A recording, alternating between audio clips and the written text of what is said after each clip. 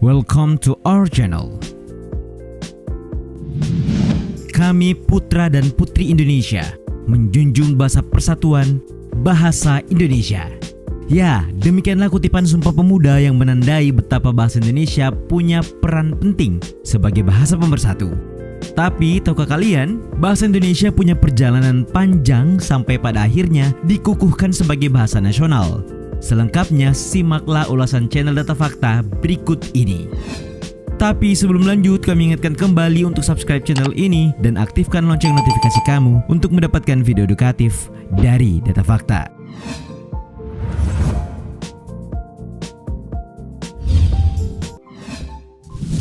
Bahasa Indonesia dan bahasa Melayu. Sadar atau tidak, kadang tidak sulit bagi kita orang Indonesia menerjemahkan bahasa negeri tetangga yang menggunakan bahasa Melayu dalam keseharian. Ya, hanya dialeknya saja yang berbeda, sementara kosakatanya mirip. Kalaupun tidak mirip-mirip amat, minimal kita paham maksud dari ucapannya.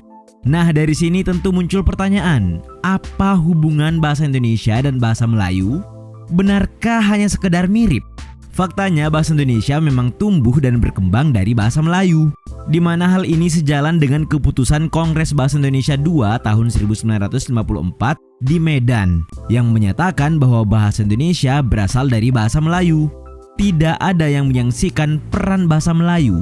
Tidak hanya sebagai bahasa perhubungan atau lingua franca, di Kepulauan Nusantara, bahasa Melayu bahkan sudah dipakai di kawasan Asia Tenggara sejak abad ke-7. Pernyataan ini diperkuat dengan ditemukannya berbagai prasasti yang menggunakan bahasa Melayu kuna.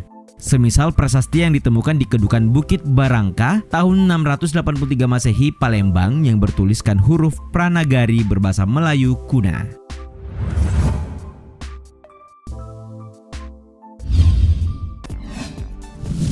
Berdampingan dengan Sanskerta.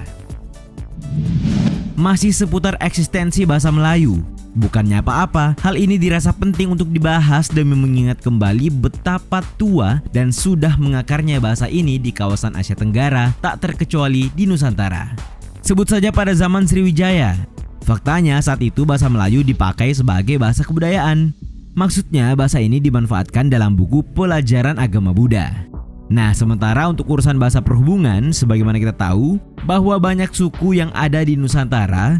Karena itu bahasa Melayu hadir sebagai penghubung terutama dalam urusan perdagangan.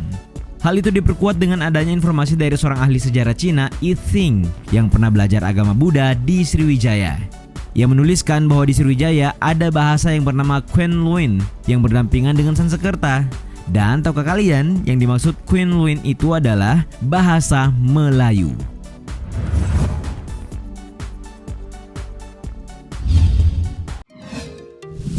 Menyebar bersama agama Islam.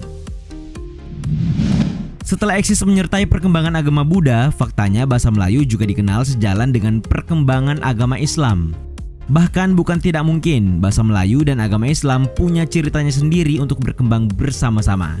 Ya, adapun perkembangan dan pertumbuhan bahasa Melayu seolah diperjelas dari peninggalan kerajaan Islam.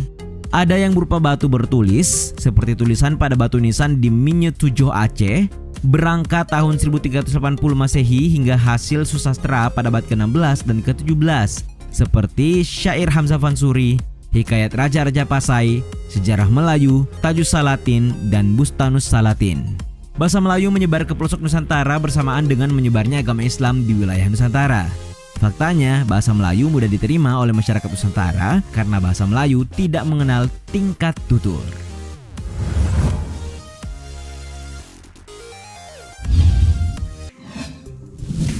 Menyerap banyak bahasa.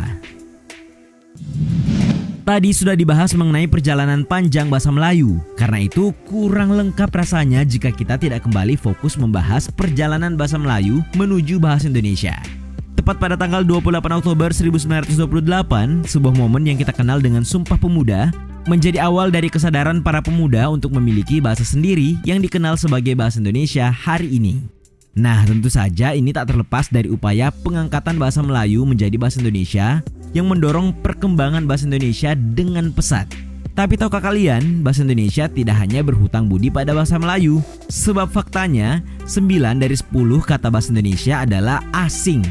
Hal ini pernah dituangkan oleh Alif Danya Musni atau Yopi Tambayong alias Remi Silado, seorang sastrawan yang juga dikenal sebagai seorang munsyih ahli di bidang bahasa melalui sebuah buku dengan judul yang sama.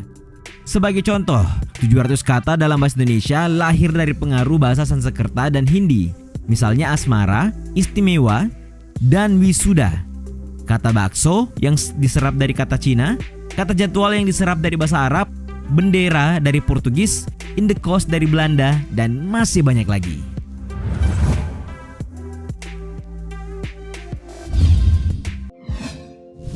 Kongres Bahasa Indonesia pertama. Menurut kalian, apakah setelah Sumpah Pemuda perkara bahasa Indonesia sebagai bahasa nasional sudah mentok? Jawabannya tentu tidak. Pasalnya, keresahan akan eksistensi dan penggunaan bahasa yang masih kacau balau muncul juga ke permukaan. Nah, dari sinilah Kongres Bahasa Indonesia atau KBI pertama dicetuskan. Diprakarsai oleh para penulis dan wartawan yang notabene-nya bukan ahli bahasa profesional, satu diantaranya adalah mantan wartawan Darmo Kondo. KBI berlangsung selama 3 hari, mulai dari tanggal 25 sampai 27 Juni 1938. Menunjukkan betapa kuat upaya pembakuan bahasa Indonesia, KBI menghasilkan beberapa keputusan yang cukup berpengaruh. Di antaranya memakai bahasa Indonesia dalam setiap rapat, perbaikan bahasa dalam surat kabar, susunan tata bahasa baru, dan perubahan ejaan yang asalnya dari bahasa Melayu Riau. Selain itu, menurut putusan Kongres yang dirangkum Badan Bahasa, 1 dari 9 butir putusan Kongres menunjukkan perhatian yang besar terhadap rencana pembangunan Institut Bahasa Indonesia dan perguruan tinggi kesusastraan.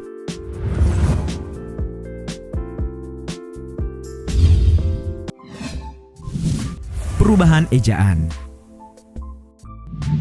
Tahukah kalian mengacu pada kata bahasa Melayu dalam aksara Latin yang disusun oleh Pigafetta bertajuk Vocabuli Decisti Populi Mori tahun 1522, di abad ke-16 perempuan masih poran-poan. Pertengahan abad ke-17 kata-kata Melayu dalam ejaan bahasa Indonesia juga hadir melalui karjaan untuk kerjaan, elmou untuk ilmu, dan keluar untuk keluar. Tradisi ini masih berlangsung hingga abad ke-19 dan barulah pada awal abad ke-20, mungkin didorong oleh kepentingan penelitian, Belanda membuat pembakuan lewat kitab logat Melayu yang disusun oleh Charles Adrian van Ophuijsen. Hingga lahirlah ejaan Ophuijsen. Ejaan Ophuijsen bahkan masih bertahan hingga Ikrar Sumpah Pemuda lewat. Barulah pada tahun 1947, ejaan baru hadir dengan nama ejaan Suwandi, diambil dari nama Menteri Pengajaran, Pendidikan, dan Kebudayaan. Namun tidak berhenti sampai di situ. Dianggap belum praktis, melalui Kongres Bahasa Indonesia II di Medan tahun 1954 dirumuskan keputusan baru, yakni ejaan sedapat-dapatnya menggambarkan satu fonem dengan satu huruf. 2. Penetapan ejaan hendaknya dilakukan oleh suatu badan yang kompeten. Dan 3. Ejaan itu hendaknya praktis tetapi ilmiah. Nah, ejaan inilah yang kemudian dikenal dengan nama ejaan pembaharuan.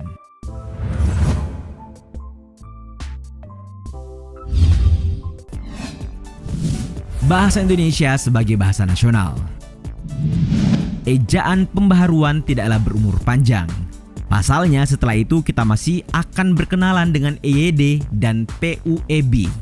Ya, tahun 1972, pemerintah lewat keputusan Presiden nomor 57 meresmikan lagi ejaan baru yang bernama ejaan yang disempurnakan atau EYD. Selanjutnya, setelah 44 tahun kemudian, upaya perbaikan kembali dihadirkan dengan adanya Pedoman Umum Ejaan Bahasa Indonesia atau PUEBI di tahun 2016. Nah, perubahan ejaan dari masa ke masa itulah yang menjadi bukti sekelumit perjalanan bahasa Indonesia menjadi bahasa nasional. Tidak hanya sebagai alat komunikasi, sekaligus pemersatu, faktanya bahasa Indonesia merupakan identitas sebuah bangsa. Itulah tadi perjalanan panjang bahasa Indonesia menjadi bahasa nasional serta perubahannya dari masa ke masa. Lalu, bagaimana dengan penerapannya?